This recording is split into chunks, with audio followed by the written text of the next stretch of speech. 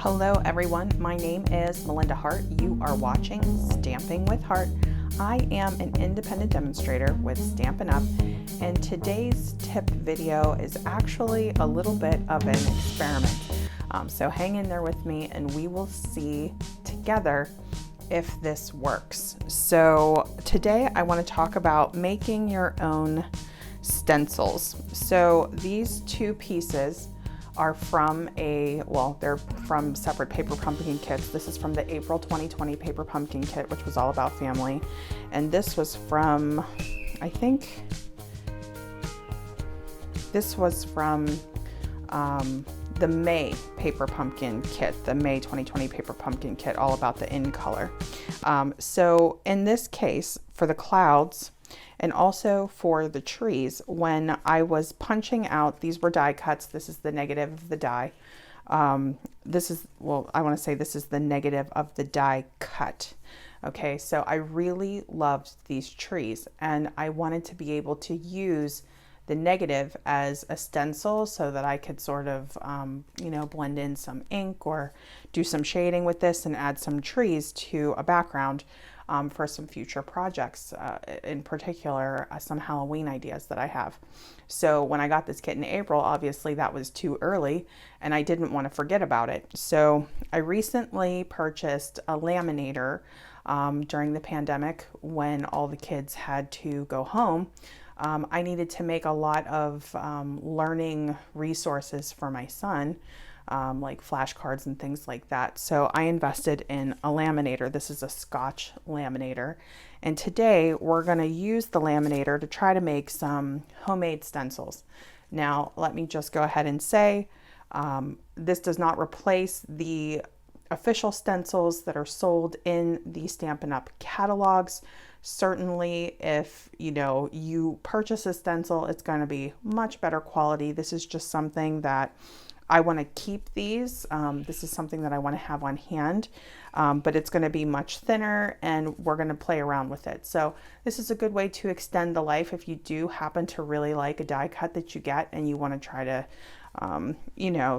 keep it more than just a piece of paper. So let's go ahead and try to turn these into stencils. So with the laminator, what you want to do, with the Scotch laminator that I purchased, I'll see if I can put a link in the description if you're interested in getting the laminator. Let me see if I'm going to move the light to see if you can see that this is on. So can you see that that's glowing red? What this is doing is this is warming up. Whenever this turns blue, that means it will be ready for use. So right now the laminator is warming up. Make sure that you have it on a safe surface. Make sure that you stay with your laminator at all times while it's on and unplug it when you're done, especially if you have little ones around like I do. I do think it has an automatic shut off. You'll have to look into that, but let me show you the thermal sheets that I'm going to be using.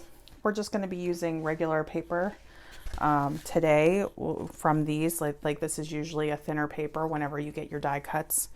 But they have different types just depending on how thick the paper is that you're using. So I am using 8.5 by 11 pouches, and this is the Scotch thermal laminating pouches. This is a pack of 65, but they have different ones just depending. I'll see if I can link this in the description as well. This particular machine will run through an 8.5 by 11 sheet. I do think that they have bigger ones out there, but this is certainly fine for my needs.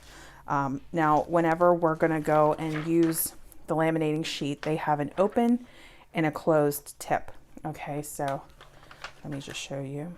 This is the open side. And whenever you feed a laminating sheet through your laminator, you want to make sure it's the closed side so that it doesn't get caught.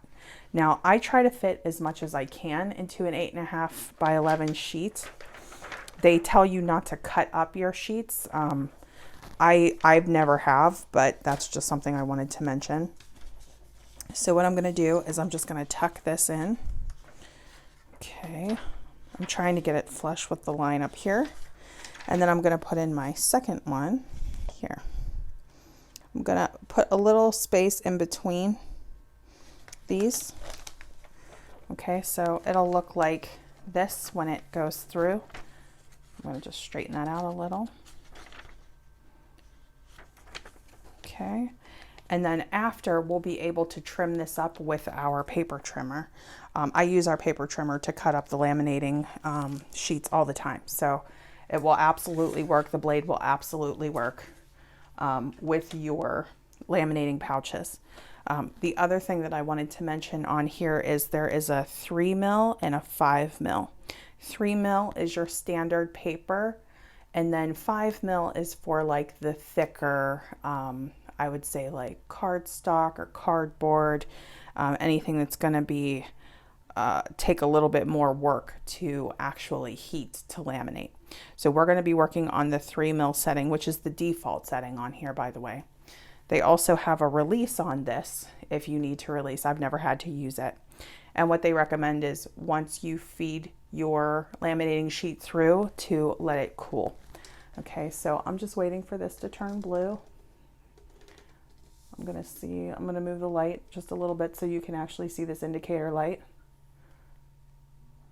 And we will run it through as soon as it turns blue, and we'll make sure that it's the closed end, and that is this end here.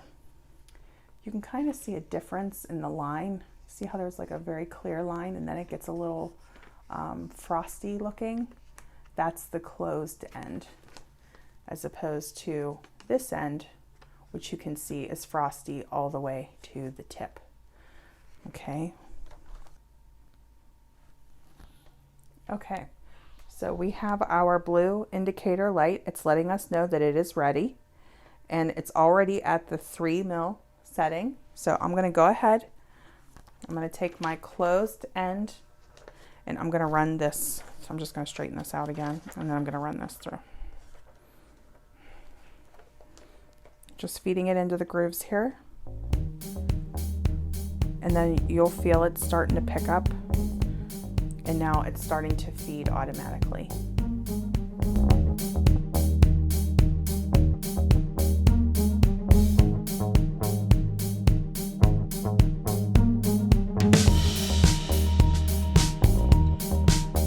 Okay, so here is our completed sheet. I'm going to let this cool off. I'm going to turn this off.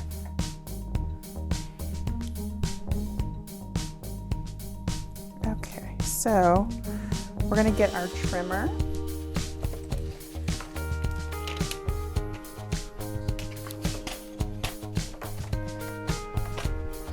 And we're just going to trim this down.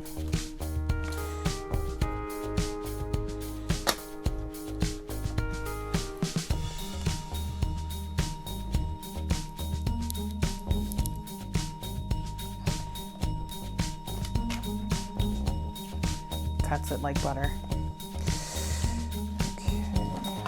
Do the big edges first.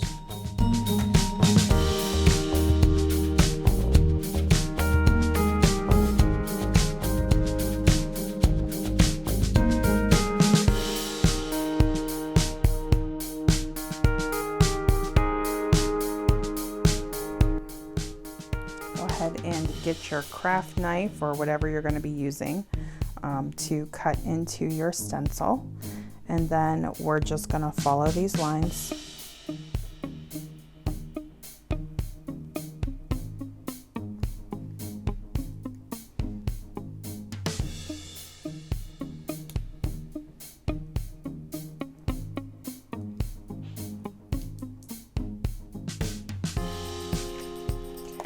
And you could always, you know, go through a second time if you don't get close enough.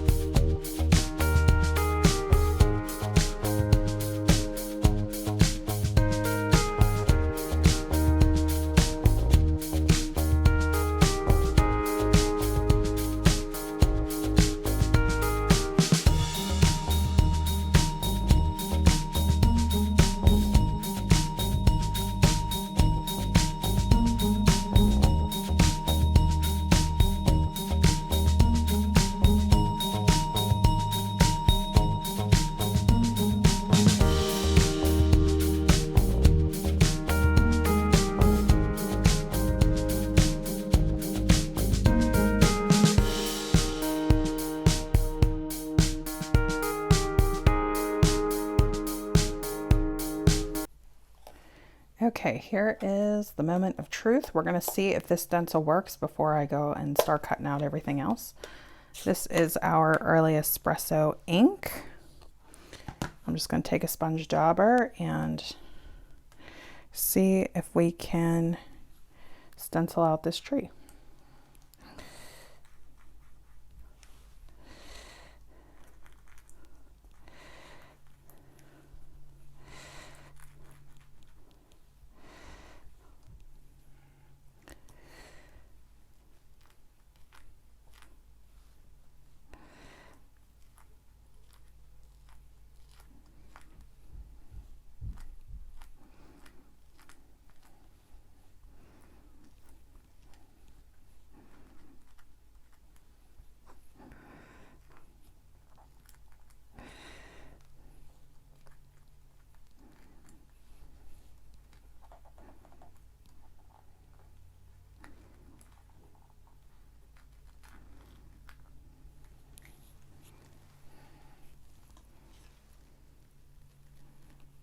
I love it. I love it. Oh my gosh. So we'll just wipe this off. Okay. I'm actually not going to trim this one out because if I'm doing my tree and I want them all to be the right side up, I'll cut this one out, or I could just leave it just this one. But I'm not going to do the opposite one because I don't want those branches to end up getting over here. But I can tell you right now, we're going to make some pretty cool stuff with this.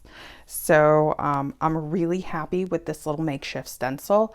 It is labor intensive in terms of cutting it out with the details of all the branches and everything. But look at the end result. I mean, that is so cool. Okay, so you get the idea. We would just do the same thing here where we're going to stay as close to the edge as we can whenever we're trimming out the clouds. I'm not going to cut all of this on camera because, you know, you get the idea. You watched me cut out the tree, which is the more labor intensive piece. But anyway, yeah, if you like this video, give it a like. Let me know if you like these kind of tip videos. I'll be happy to make more. If you haven't already subscribed to my channel and you like crafting tips or you like little experimental things like this, go ahead and subscribe. If you're comfortable leaving a comment, let me know. Have you ever made your own stencils? Do you use a laminator with your crafts? I would love to hear. And if you're comfortable sharing this, if you know somebody who might like a tip like this, go ahead and forward it on. All right. Thank you so much. Have a great day.